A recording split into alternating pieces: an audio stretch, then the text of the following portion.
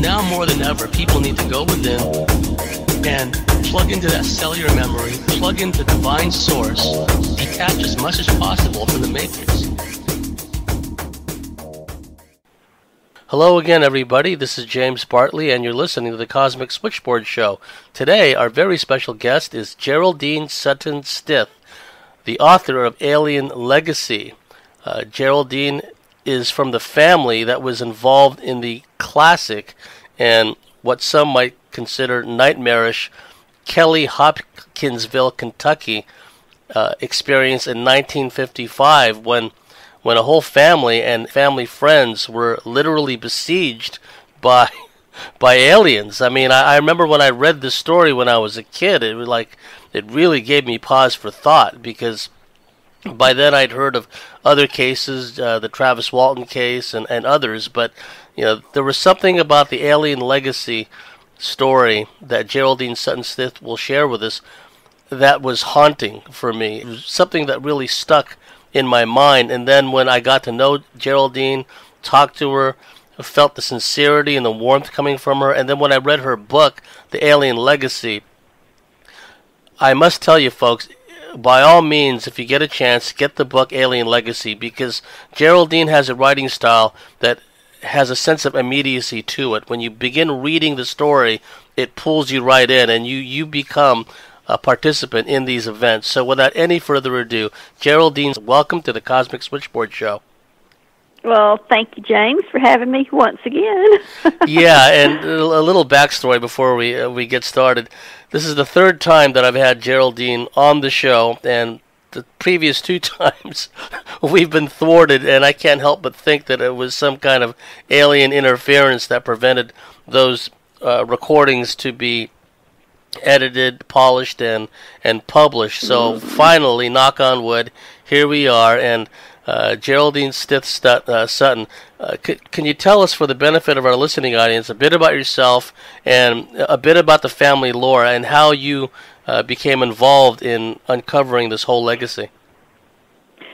Well, of course, it's the family story. It's the family secret. It was a secret for a long time. My parents didn't let us know about this. I just happened to find out about it by accident on, it was the summer of 1968, and I was like 7 or 8 years old, and these people came to our door wanting to talk to my dad. And so my mom and dad were in the back of the house, and so I went and got them, and when they come up front, my dad, they all introduced themselves, very cordial. And the man said, "We're here to talk about the green men." Well, of course, we didn't know what they were talking about because this happened before we were born. My mom and dad were both married to their first spouses at the time. And my mom actually did live in Kelly with her first husband and 7 kids at the time. And my dad was married to his first wife. So when everything came together and they got together later on, this was never brought up. The older kids knew about it, but it was never talked about. This was like a secret, or, they didn't talk about it because my dad was, very adamant about this whole story, and it was scary, and it's something that the family went through that was terrifying. I know it's kind of hard to fathom the whole terror thing, but you've got to realize this was 1955. It was 11 people in the house that night. It was my grandmother, who was widowed at the time, and she had 3 young children, and then my dad and his current wife, Vera, and my Uncle J.C. and his wife, Eileen.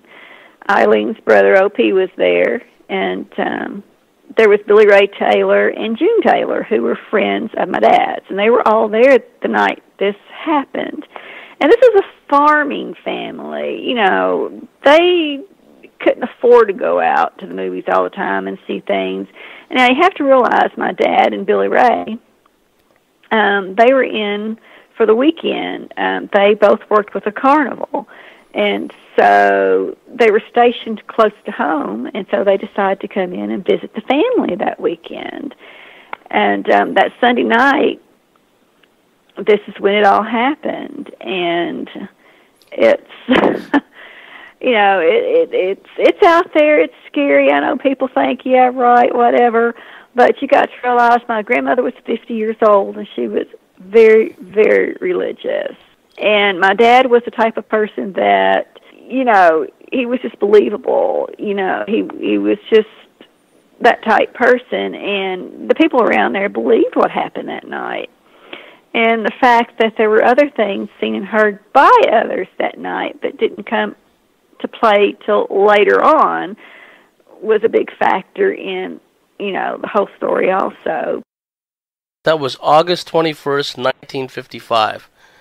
Yes. And also, down through the ages, it's been referred to as the Kelly-Hopkinsville, Kentucky case. Is there a reason for the hyphenated name, Kelly-Hopkinsville? Well, Kelly is like a little outskirt of Hopkinsville. It's all Christian County. It's all in the same county. Oh, okay. And so, yeah, Hopkinsville, Kelly was just like down the road from Hopkinsville, and if you needed anything, you went to Hopkinsville to get it. That's, like that night this happened, they went to Hopkinsville to get help. So, that's just where the police station was. That's where everything was. Back then, Kelly was just a little spot in the road, which it's still a very small community, but back then it was even smaller. The houses were far apart. It was very sparse. Everybody out there was farmers or, whatever, and, different way of living back then. And, but anyway, what happened was, like I said, Sunday evening, they were all there because the next morning my dad and Billy Ray and them were going to leave out to go back to work. But that Sunday evening, they got the fright of their life. Billy Ray went out to the well to get some water. They didn't have indoor plumbing. They did have electricity, but not indoor plumbing. So he went out there to get some water. It was hot August. It had been very dry. They were even having meteor showers that month, and so, a lot going on. He went out there, got the water, and as he was out there, he heard something, looked up toward the sky where he heard a sound, and he saw a silver, oval-shaped object going across the sky, and he described it having the colors of the rainbow streaming behind it. Okay, he didn't know what it was. It scared him. He ran in the house, told everybody that he had seen something, and Billy Ray got to realize he was kind of the jokester. So, of course, my dad and them thought that he went out there to play a trick on the girls, because you got to realize these were all young people. They were in their early 20s. I think Billy Ray's wife was either 18 or 19 at the time. So these were young people. So that's their first thought. So anyway, everybody laughed at him, thought he was being silly. And finally, he kept on with it. And so my dad finally said, okay, take me out there. Show me where you saw this thing you saw. So they went back out to the well. Billy Ray pointed up to the sky, and he was telling my dad what he had seen. Well, there wasn't nothing there. And so he tried to put it off as being a shooting star or the meteor showers, anything besides what he was saying it was. And Billy Ray was very adamant about the whole situation. He said he knew what all that stuff looked like, and he said that was none of those. And he said, besides that, your old dog tucked tail and ran under the house about the time this thing was going across the sky. And so, my dad says, well, there's nothing here now, so let's just go back in, finish our card game, and enjoy the rest of the evening.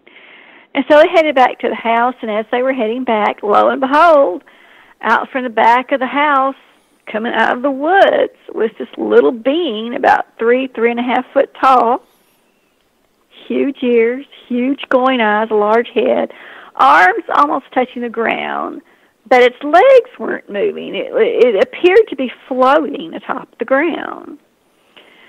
So, okay, this is a different thing here. So they both run in the house and start telling everybody there is something out there. Well, of course, my grandmother and my daddy's wife at the time and everything thought, all righty, Billy Ray got my dad out here. Now they're both trying to scare the girls. And my grandmother, told him, you need to stop this because I've got to get these kids to bed. You're scaring them. And so my dad said, there's something out there. I saw it with my own two eyes. And so my grandmother knew it was really getting serious when one got a rifle and one got a shotgun, and one went to the back door and one went to the front door and stood there and waited. So my grandmother thought, oh, okay. So she went to the door where Billy Ray was and squatted down beside him on the floor and just asked him, said, Billy Ray, what did you see?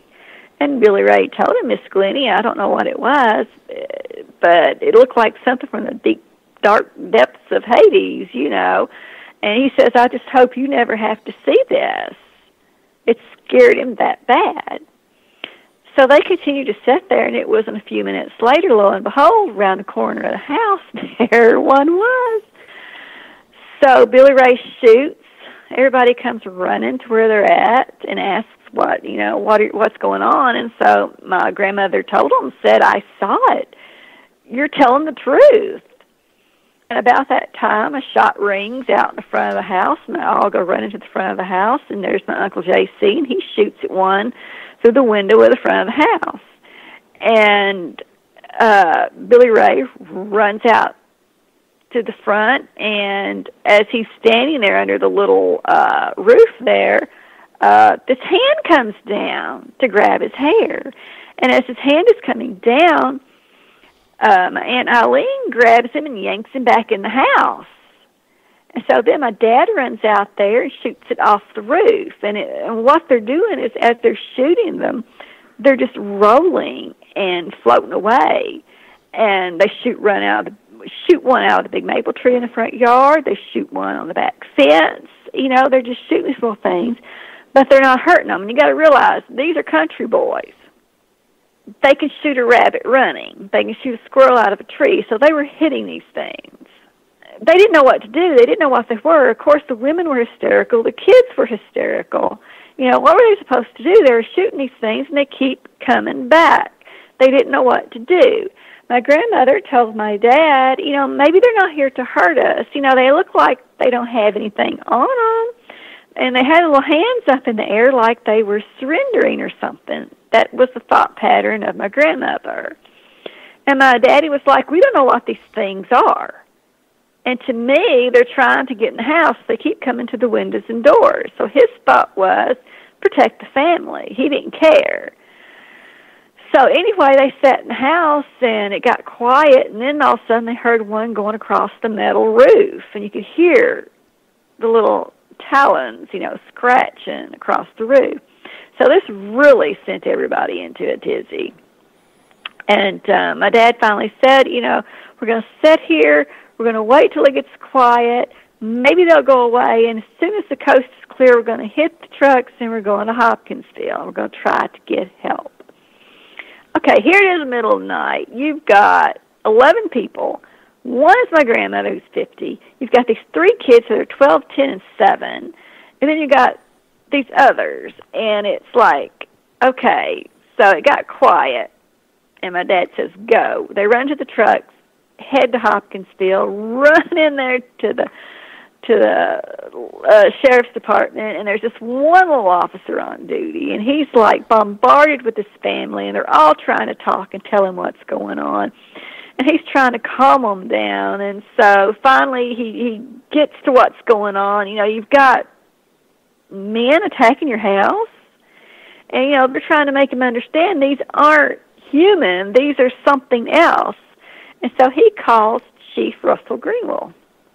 And so Chief Greenwell says, keep them there, I'm on my way. He says, call Fort Campbell, call Evansville, call everybody you can. Get people out there. We're going to see what this is. Because he believed something was happening to this family.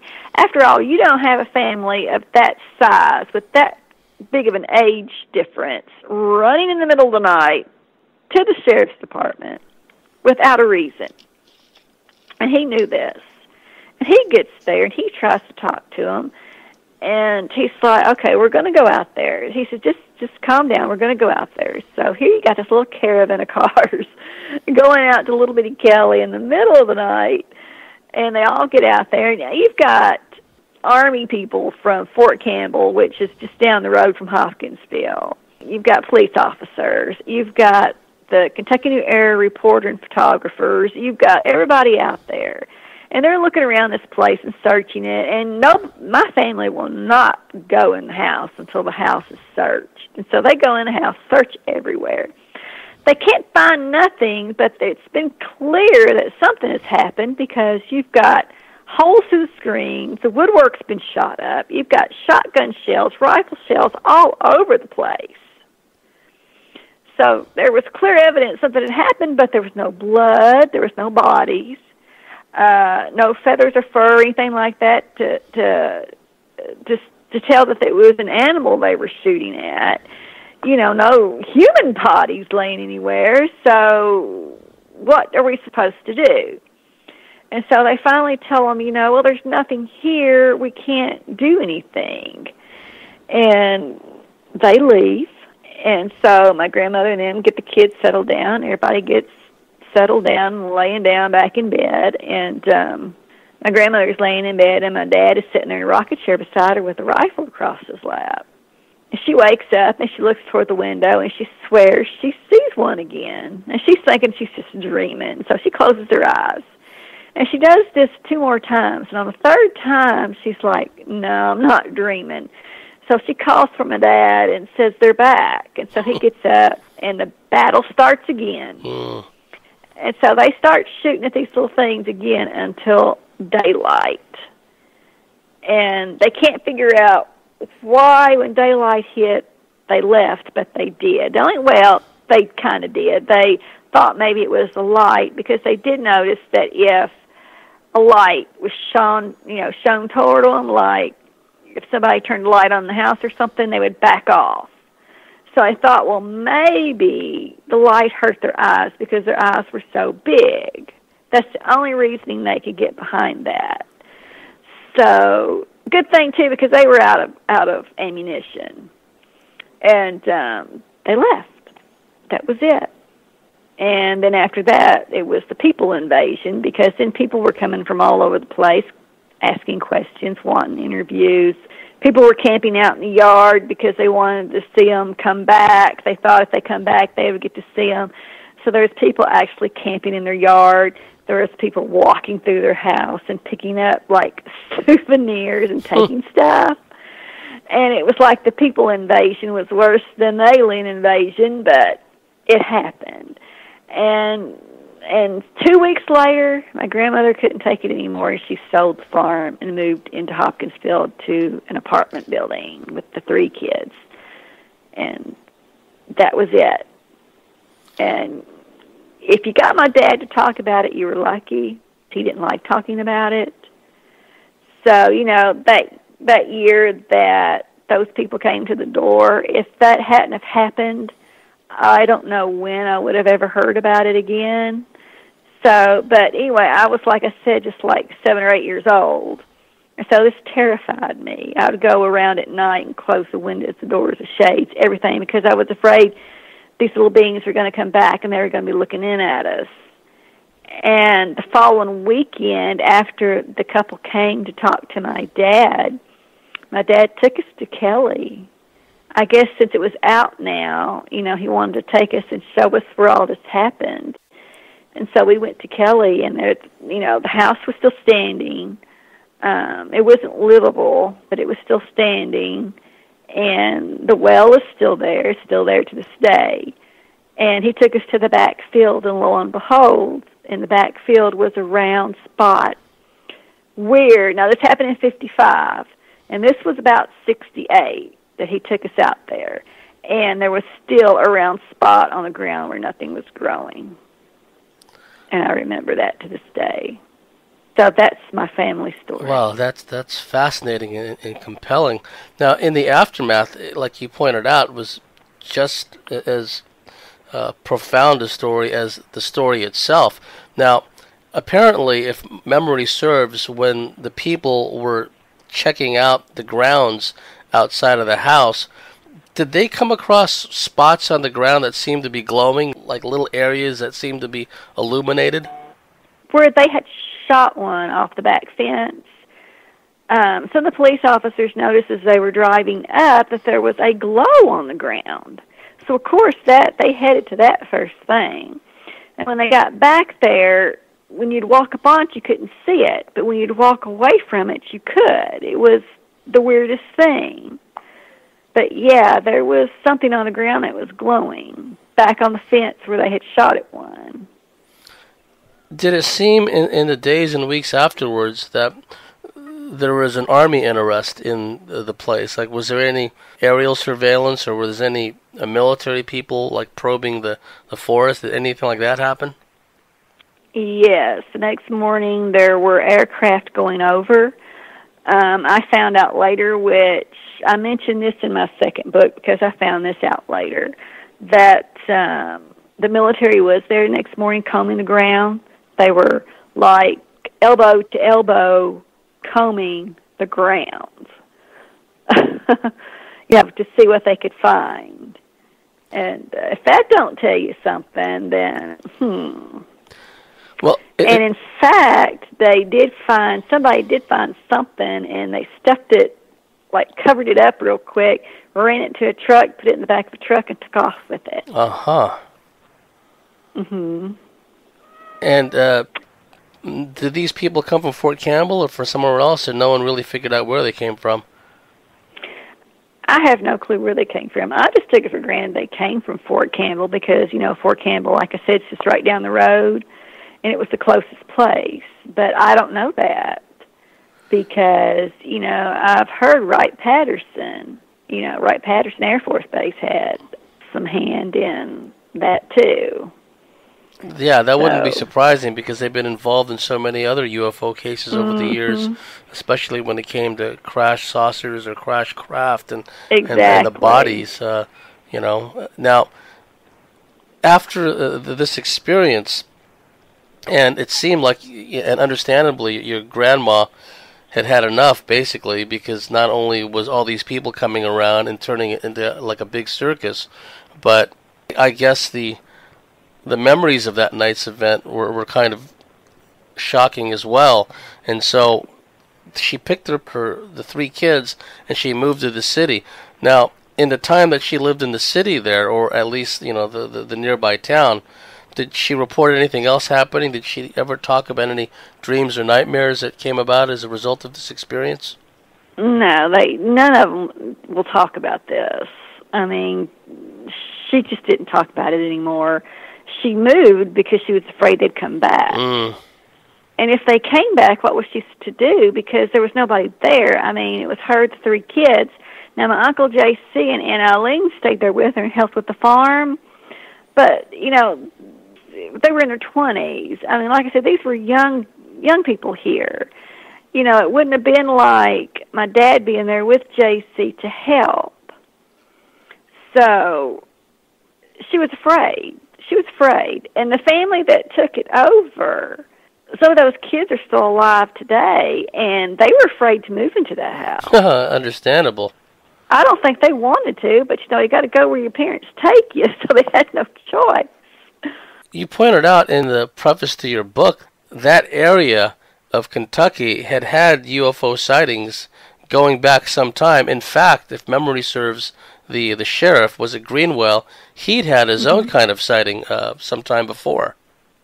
Yes, Chief Greenwell had a sighting like a couple of years before that. He was like coming home from his sister's house at Kentucky Lake, I believe it was, and he come up on these people were stopped in the road, and there was this object in the air, and it was just sitting there. And it just sat there for, I forgot how long it was. Of course, it's in the book, but I can't remember, like 45 minutes or something like that. And everybody just sat there and was watching this object in the sky until it finally took off. So, that's one reason why he believed my grandmother and them so much, was because he had seen that. And like I said, later on, after the fact, after my grandmother left the place and everything, other people finally came forward and said they'd heard things that night. They'd seen lights that night. So, so that made it even more believable, plus the fact that Bud Ledwith, he went and took the family members, he took them one at a time in a room by themselves and had them describe what they saw. And they were all the same. All the same. You know, and their stories never changed. It stayed the same all these years. So, you know, what are you supposed to believe? It's such a great story. I mean, I feel for them because they went through a lot back in 1955. You know, it affected their lives till the day they died. Now, you know, it's different. You know, I don't know what, my dad died in 95. And right before he died, he actually had people from Germany contacting him, wanting him to tell the story again. And they were actually going to pay for him to come to Germany because they were wanting to actually run tests and stuff to see if they could find if there was anything left, if there was, you know, anything there that they could go by. And he, you know, just flat out refused because he just didn't want to go through it again. He didn't want to bring it back up anymore. They went through a lot. And, you know, I feel for them because I know they did.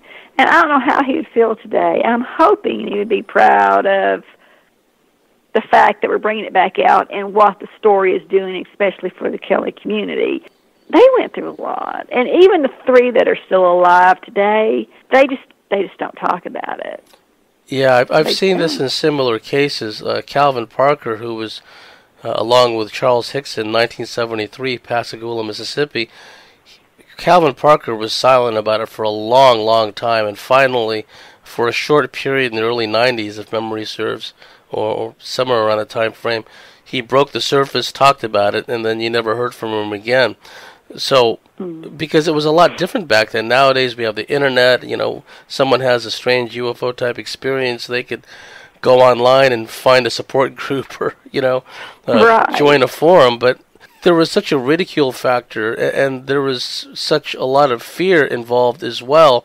It sounds like this is Kentucky. It was probably a very religious area, too, so there was that kind of dynamic. Now, over time, did you get a sense that, or did the family get a sense that the people of the Kelly-Hopkinsville area, that their feelings had changed about the incident? Because I can imagine at first there was the circus-like atmosphere, and let's get out there, let's see if come back. And then later on, maybe they thought it brought ridicule or embarrassment upon the community. How has that feeling from the community progressed over the years? Well, today it's better. I mean, but it didn't get that way till here lately. I mean, when we started this festival, which we have a festival every year now in Kelly, 7 years ago, it was not an easy task. People still didn't, I don't know what their problem is. I mean, to me, I would have embraced it and went with it because it's a part of history. Yes. But you have people that do not want to be involved in this, that do not want to hear about it, that do, you know, that does not want Kelly to be a part of it. And you still have people living there that does, well, especially the people that still live on the land, which I can understand their frame of mind because they have had a lot of trouble with people coming on their land over the years, wanting to see where it all happened at, wanting to see the well, wanting to spot, all that stuff. And they've had a lot of trouble. I get it. But still, you know, it's a good thing now. I mean, and it did not get this way easily. I mean, now it's better. I mean, the 7th year, I mean, it's better now. But it didn't get this way easy, I'm telling you. All these years, people have been this way around here. I mean, now, if you go to another state or somewhere, you talk about this, it's like, oh, wow, you're kidding me. The Kelly story, the Green Man, it's like, wow, that's cool. But around here, it's like, oh, and they'll laugh. And I still get that. You know, I can go into Hopkinsville somewhere and go into a store or something and have on one of the festival T-shirts or anything alien-related, and they'll look at me like, really? And they'll say, do you believe in that stuff? I still get that. even though right down the road in Kelly, you have got this fantastic story. People are just like that around here. And you're right, a part of it's religion. This is a Bible Belt. And, I mean, you have people that do not believe in such a thing. You ain't going to get them to believe in such a thing. We're it, and that's it, and there ain't nothing else out there. That's how they believe. If you don't believe that, then just get out of my face and get out of my way. That's how they are. Hardcore. You're in the 7th year of it now, so it seems to be making some progress. And also, please tell our listening audience the significance of this year, because it seems to coincide with an astronomical event. Yes. The solar eclipse is going to be on the very day of the encounter, 62 years ago. Wow. So this year is really special. For the past, 3-4 years at the festival, I've had, ever since we've known about this eclipse being on the day of, I've actually, every year, had people come to me and ask me, do you think they'll come back? Do you think they'll come back? People are actually afraid they're going to come back during the eclipse. So it's going to be interesting to see how all this plays out, because we're supposed to have scientists and just all kinds of folks coming from all over the world to this thing. So we'll see how this is going to And that's that's August 21st, 2017, this year. And is there going to be any live streaming of the event, or any of the, I suppose there's going to be some like lectures or talks and that kind of thing? Well, no, they're not going to have any lectures or talks. I'm going to speak. We're having 4 days this year. We normally have 2, but this year we're doing a 4-day festival.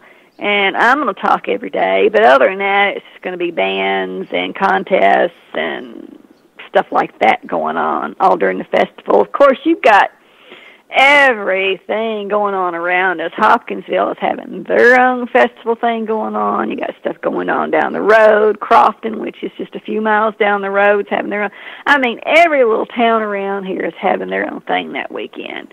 So it's going to be like, oh my goodness, where's everybody going to be going? Yeah. Because there's going to be so many choices. There is a full-scale movie production in the works, and can you tell our audience what's going on there? Is it set for like a cinematic release in theaters? Will it be on Netflix? Will it be on Showtime? How are they going to present this? Well, I don't think it's going to be that big. It's just a local production company that's doing it. They're hoping to really do great with it. I hope they do. They have worked so hard on this, and I think it's really going to turn out well. We've had documentaries on top of documentaries done about this, but nothing like this. This is like a docudrama. It's more of a movie than it is a documentary.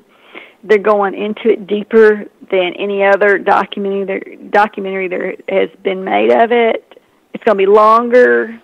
I think it's really going to be good. It's going to be made by White Door Productions.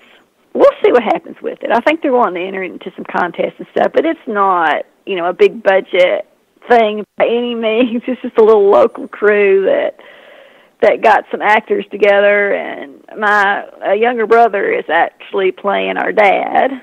So, and they've done so well. These actors are really, really good. They've done so well with this. I hope it does well for them. Well, I hope it does too. And like, for example, if you look at some of the movies on Netflix, it's the story and it's how it's put together that's important. Right. So you never know. It could latch on with Netflix or something like that, and I hope so. That's true. Yeah, I hope so, because it'll give it wider publicity, and it also go a long way towards healing, the family and healing the community too.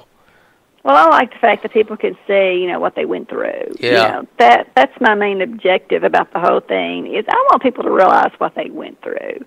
It's a great story. Sure, little men came from somewhere and terrorized my family, but I want people to realize what they really, really went through. I think people think it's just, like, funny and kick it to the side. you know, they think, oh, yeah, they had little men come visit them. Oh, yeah, whatever. If I had something come visit me, I'd invite them on in, you know, and all this stuff. You wouldn't do that. People don't realize what they really would do if they were in that situation. And I want people to realize what they went through that night. You know. That's important because, you know, I watch a show like Monsters and Mysteries in America, and a lot of these people, well, not a lot of them, but some of them say, well, I went out there just to, you know, see if this this thing really exists, right? And they go out there, then they have this horrifying experience, and then it's not just an experience anymore, it's a traumatic event, right? And like what happened to your family, it kind of, in microcosm, you know, all compressed into one evening, and a number of family members and friends too. It kind of is like a metaphor for what people go through that have alien abduction experiences, right? Where they, you know, there's an element of fear, of trauma. They don't want to, you know, be shamed or mocked and ridiculed by the community. Right. It's something that they have to kind of keep to themselves, right? Now, over time, has anyone contacted you and mentioned that they themselves or their families had gone through a similar experience? Maybe not on the scale of your family, which was like a whole evening of this experience transpiring with shots being fired and whatnot, but have you heard stories from people that contacted you and told you anything similar? You know, I've had people, contact me about little things that have happened. I've actually got a story in my second book about this family that actually seen these little beings that looked like ours. But they didn't do anything. They just appeared and they left, and that was about it. You know, and I've had a lot of people come forward and tell me, like, paranormal, ghosty things, but not anything other than seeing lights and stuff like that as far as alien things are concerned. I've never had anybody say they've seen an alien come up to the door or they've seen an alien walking out anywhere, anything like that. It's always lights or sounds, or mostly lights, you know, but nothing like a body. Now, I do know of another story that happened in eastern Kentucky that I have in my second book that is similar to our little goblins, but they don't know where they've come from. There wasn't a spacecraft. There's just like these little beings that lived in a cave. And it's a really interesting story. And the people that told the story to some friends of ours that contacted me about it, because they were contacted about this story because they didn't know what to do, because they lived in eastern Kentucky out in the middle of the woods somewhere, and at nighttime these little beings were coming up to their house and stealing stuff. Oh. And they know this because they found this cave and found their stuff in the cave. It was in the cave. It was outside the cave. You know, really creepy stuff. And, you know, at first they didn't believe because their kids were saying that the little bald children were stealing their stuff. And so they just thought their kids were just, like, making up stories. But what was going on was at nighttime, the kids were seeing these things out in the yard at night and telling their parents, there's these little bald kids. That's what they called them because they didn't know what else to call them. These little bald kids were stealing their stuff. Was it a similarly kind of remote location? Were these people? Yeah. Oh, wow, you know, yeah, eastern Kentucky, I mean. And so the reason that I was contacted about it was because these little figures were so similar to ours that they wondered if there was any cave systems in Kelly, because they were wondering if these little beings could be living in the cave systems. And there is cave systems in Kelly. Of course, Kentucky is full of cave systems. So, you know, is there some kind of connection with these little goblins? We don't know. When I watch Monsters and Mysteries, it's like kind of a freak show when one considers all the different creatures out there, which isn't surprising. We're a planet spinning through, you know, through the solar system, in a galaxy, in a universe, and we're not the only critters on this planet, right? That's right. And there's so much of the Earth that's basically uncharted. It's just trackless forests and swamps and caverns, and the world beneath our feet, all the cavern systems. Now, has there been any stories from the Native Americans in your area? Have they talked about any strange doings or any kind of odd beings that they've seen over the years? Well, actually, there is a story from the Cherokee back many moons ago. They had this little goblin-like creature, similar to our creature, that would terrorize them, that wouldn't let them on their land. And they would have to, fool with these little beings because they were, fooling with them, not wanting them on the land. And so, the Cherokee actually had this little being. I've got that story, too, in my second book. I've got all these little stories. What's the title of your second book, Geraldine? It's The Kelly Green Men. Oh, okay. Okay, cool. It'll be on the website, too, yeah. But, there's just all kinds of stories out here. I mean, it's just a fascinating world we live in. It's not boring at all. Not at all. Now, is there Bigfoot sightings, Sasquatch sightings in your area as well? I've had people tell me about those, too. I mean, and I've got a few little stories of those in there, too. It's just an eclectic little variety of things in this next book. But, I've actually had people talk to me about the Bigfoot situation around here, hearing things. I've had one story where this couple had a storage building, and something actually moved the storage building off its foundation. Wow. And they believe that's what it was. Different little stories about Bigfoot, hearing things at night, hollering and stuff, I got one story where this was in eastern Kentucky, where they went to their cabin up in the mountains for the weekend, and it was one of those weekends we had really, really deep snows. And they got in their cabin, and they settled down for the evening and was just sitting there in their bed reading, and they could hear something trashing through the forest. You could hear it breaking limbs. And then you could hear the scream of a deer, and it sounded like the deer was just being broken in half. Oh. And it was that close. And so it was nighttime, and he wasn't about to get out and go look. I wouldn't have either. And so the next morning he thought, well, I'll get out there the next morning, and I'll see if I can find anything. Of course, it snowed all night, just deep snow. And he said when he went out there that it was so deep he couldn't even get back to where the sounds were coming from, so he didn't fool with it. Yeah, stuff like that, Creepy stuff. Well, we live in the age of the cell phone camera and the digital camera, so it's not surprising that people come up with all kinds of videos of ETs, like, for example, and we've got a lot of photos over the years from Latin America and places like that where there'd be some people mugging for the camera in the middle of the night, and they take a picture, and lo and behold, behind them is some little ET photobombing them, right?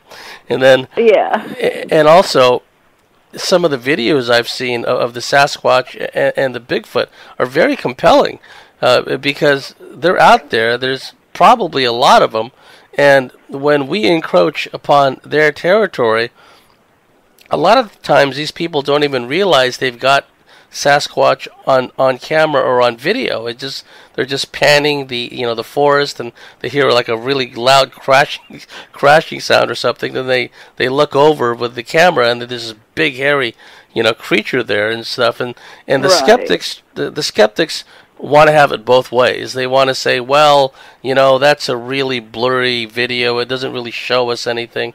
But then on the other hand, if we come up with a really good video, they'll say, well, it's too good to be true. It's got to be a hoax. Right? So, yes. Yeah, so that doesn't wash with me, because we do live in the age of, the digital camera and the cell phone camera. So people are going to find these things. They're going to, and as humanity spreads further and further into the bushland, we can expect to come across more and more of these creatures, like, the Hopkinsville Kelly goblin, if you will, the Sasquatch, and all the other creatures that I've been seeing on Monsters and Mysteries in America, which kind of gives me pause for thought, Yeah,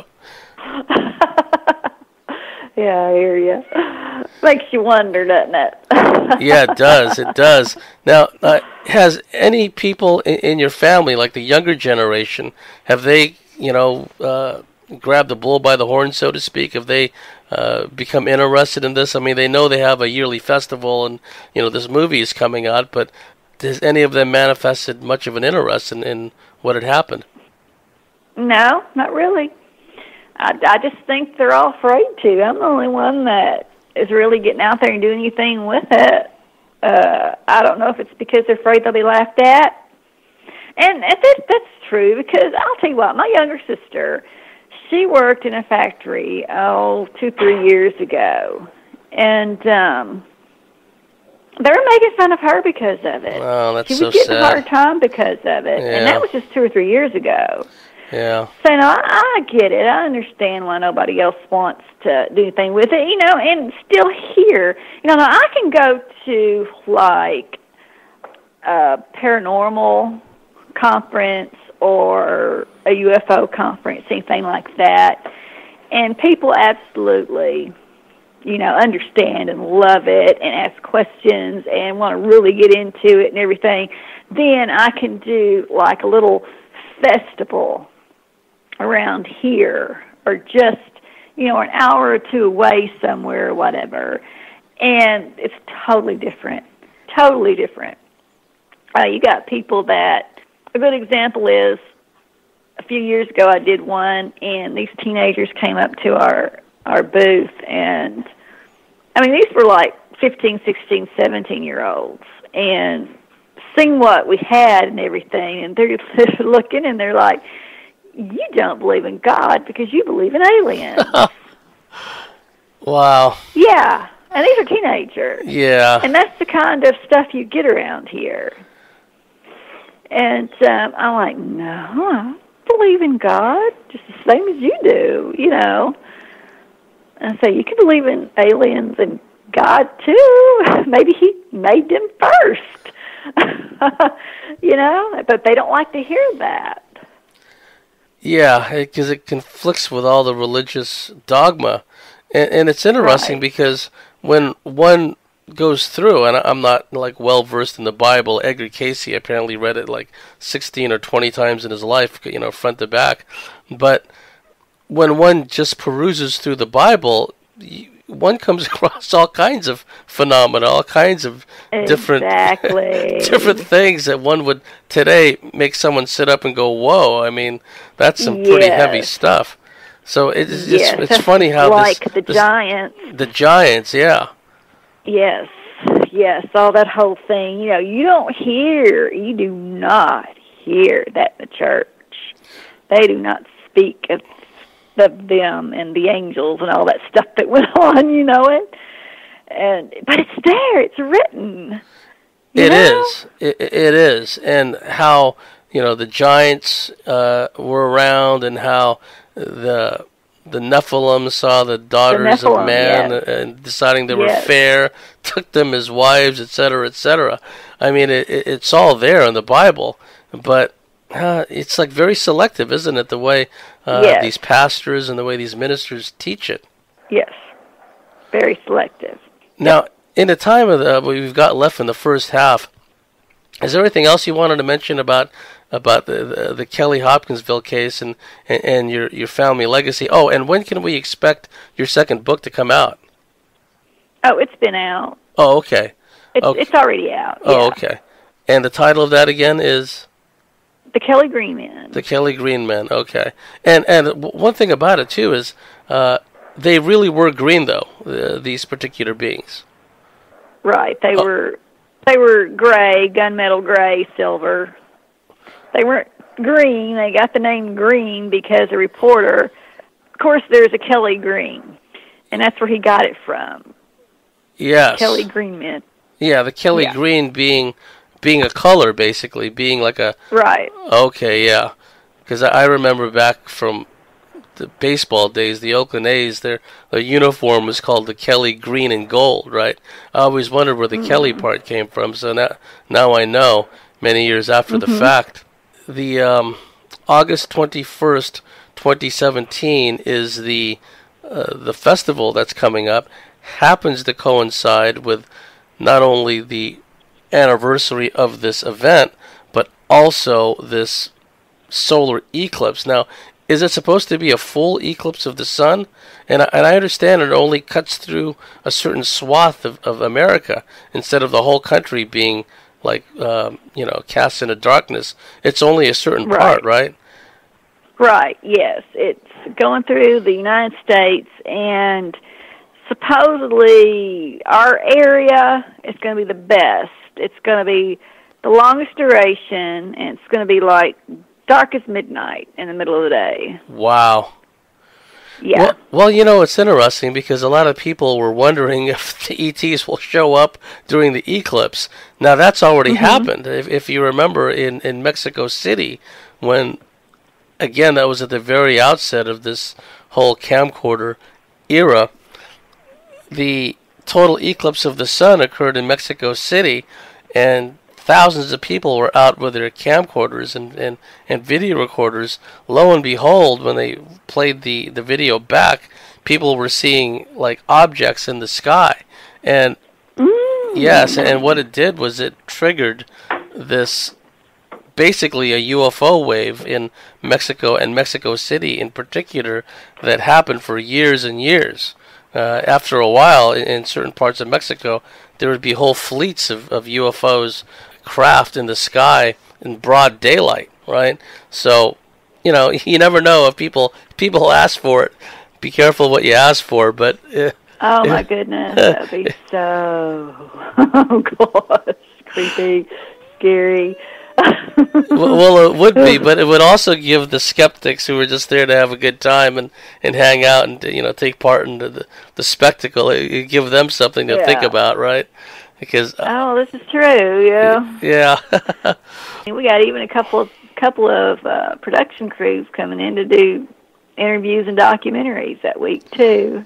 That's fantastic. When was the movie When's the movie likely to be finished?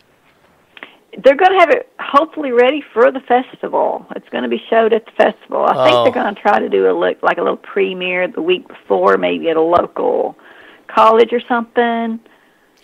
But it will be at the festival. Oh, that's fantastic.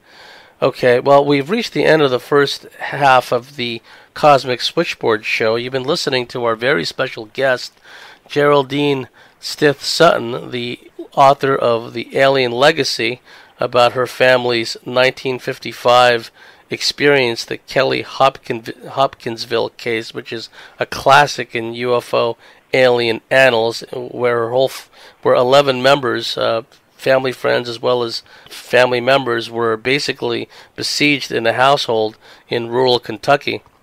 We're just getting started, and we have so much more to go into, and we'll have Geraldine's website information and her contact information on our website and on our dedicated YouTube channel. And so we'll see you at the top of the next hour.